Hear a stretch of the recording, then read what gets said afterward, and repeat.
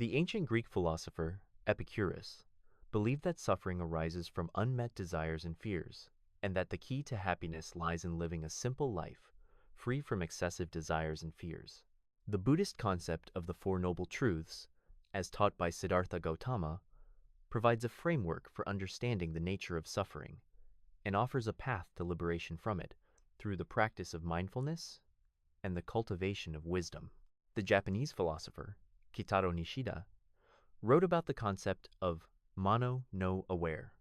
or the sadness of things, which refers to the fleeting nature of life and beauty, and the impermanence of all things, and how this awareness can cultivate a sense of appreciation and gratitude for the present moment. The concept of suffering has been debated by philosophers throughout history, with Aristotle arguing that it is a necessary aspect of human growth and development, as seen in his work Nicomachean Ethics, written in 350 BCE. The concept of suffering is not limited to individual experience, but can also be applied to societal and cultural contexts, as seen in the works of philosopher Jean-Paul Sartre, who argued that human beings are condemned to be free. In his book, Existentialism is a Humanism, published in 1946. The concept of suffering can also be explored through personal reflection and journaling, as seen in the practice of morning pages developed by Julia Cameron, which involves writing down one's thoughts and feelings first thing in the morning as a way to process and release emotions. The philosopher Simone de Beauvoir wrote about the concept of the other, where individuals experience suffering as a result of being perceived as different from the norm, as seen in her work The Ethics of Ambiguity, published in 1947. The concept of suffering has been explored by philosophers such as Friedrich Nietzsche, who argued that it is a necessary aspect of human existence, as seen in his work Thus Spoke Zarathustra, published in 1883. The ancient Greek philosopher Heraclitus wrote about the concept of the unity of opposites, where suffering and joy are intertwined, as seen in his work Fragments, written around 500 BCE. The German philosopher Arthur Schopenhauer argued that suffering is an inherent part of life, and that it can be a catalyst for personal growth and self-awareness, as seen in his work The World as Will and Representation, published in 1818. The concept of suffering has been explored by philosophers such as Emmanuel Levinas,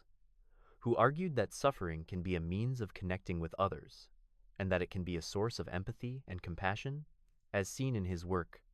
Totality and Infinity, published in 1961. The concept of suffering has been explored by philosophers such as Martin Heidegger, who argued that suffering can be a means of authenticating human existence, and that it can be a source of personal freedom and responsibility, as seen in his work Being in Time, published in 1927. Friedrich Nietzsche's concept of the will to power suggests that suffering can be a catalyst for personal growth and self-overcoming, as seen in his work Thus Spoke Zarathustra, published in 1883. Arthur Schopenhauer's philosophy emphasizes the inherent suffering in life and the importance of compassion and empathy in mitigating it, as seen in his concept of Mitleid, or fellow feeling. The concept of suffering can be contextualized within the broader framework of human existence, as seen in the works of philosophers such as Emmanuel Levinas, who argued that suffering can be a means of connecting with others and cultivating empathy and compassion. The philosopher Immanuel Kant argued that human suffering can be a catalyst for moral growth, as seen in his work Critique of Practical Reason, published in 1788, which emphasizes the importance of reason and ethics in human decision-making. The concept of suffering has been explored by philosophers such as Jean-Paul Sartre, who argued that human beings are condemned to be free and must take responsibility for their choices, as seen in his work Existentialism is a Humanism, published in 1946, which emphasizes the importance of human freedom and choice. The psychologist Viktor Frankl argued that suffering can be a means of discovering meaning and purpose, as seen in his work Man's Search for Meaning, published in 1946, which emphasizes the importance of finding meaning and purpose in the face of adversity. The philosopher Gabriel Marcel argued that suffering can be a catalyst for self-discovery, as seen in his work The Mystery of Being, published in 1951, which explores the human condition and the search for meaning. The psychologist Carl Rogers developed the person-centered approach,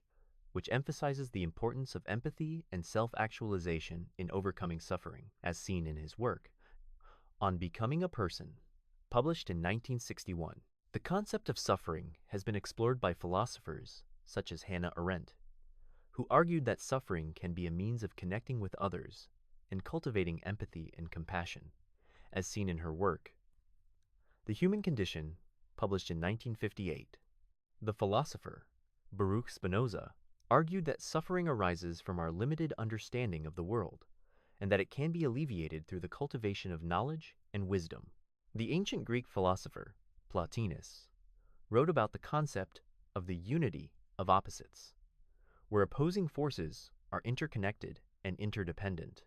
and that this understanding can lead to a deeper appreciation of the complexity of human experience. The Japanese philosopher, Nishitani Keiji,